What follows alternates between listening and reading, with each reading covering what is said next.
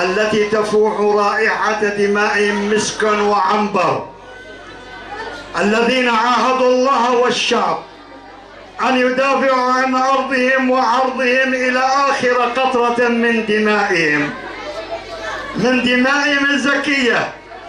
صدقوا ما عاهدوا عليه، اليوم انضموا إلى قافلة الشهداء، ننحني لهم هاماتنا إجلالا وإكبارا أمام عظمتهم. باسم مجلس عوائل الشهداء نتقدم بأحر التعازي لعوائل الشهداء، ونعزي أنفسنا وشعبنا في شمال وشرق سوريا. هؤلاء الأبطال إلى مرحلة الشهادة الذين طالتهم طائرات القدر، طائرات الاحتلال التركي الذي يستهدف مناطق الشمال السوري. كلنا نعلم بأن المجرم أردوغان منذ منتصف هذا العام وهو يبحث عن موافقة روسية أمريكية للهجوم على مناطق الشمال السوري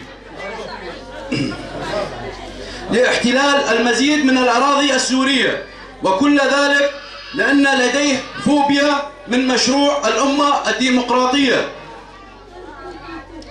لأن هذا المشروع يتعارض مع سياساته وأحلامه الاستعمارية. نعاهد شعبنا ونعاهد جميع عوائل الشهداء أن نكون سندا لهم وحماية هذا البلد. نقول لأردوغان ونقول لأمريكا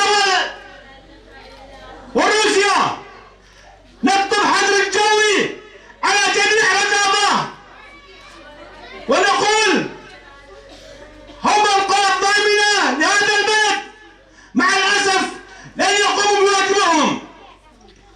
عهدنا لكم أيها الشعب رجاء وشمال شرق سوريا.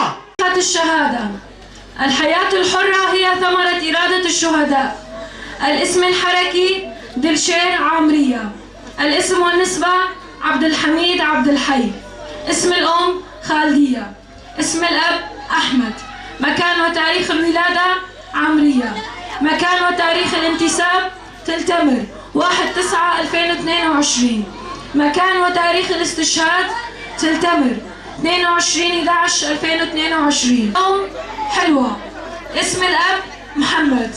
مكان وتاريخ الولادة حسكة. مكان وتاريخ الانتساب هول 9/11/2021.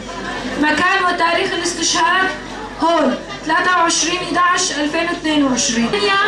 بدران الغضباني. اسم الأب كناش. اسم الأم عالية. محل وتاريخ الولادة تلتمر. تاريخ الانضمام إلى قوات الأسايش حسكة 16/6/2020.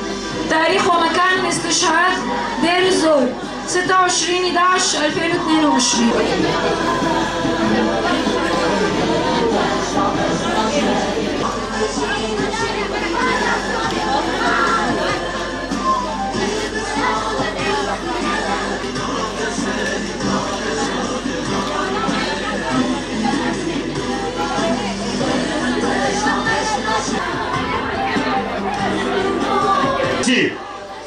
نعاهد شهدائنا، نعاهد قائدنا عبد الله الشلان إلى مزار الشهداء في ناحية تلتمر شاهد نامر.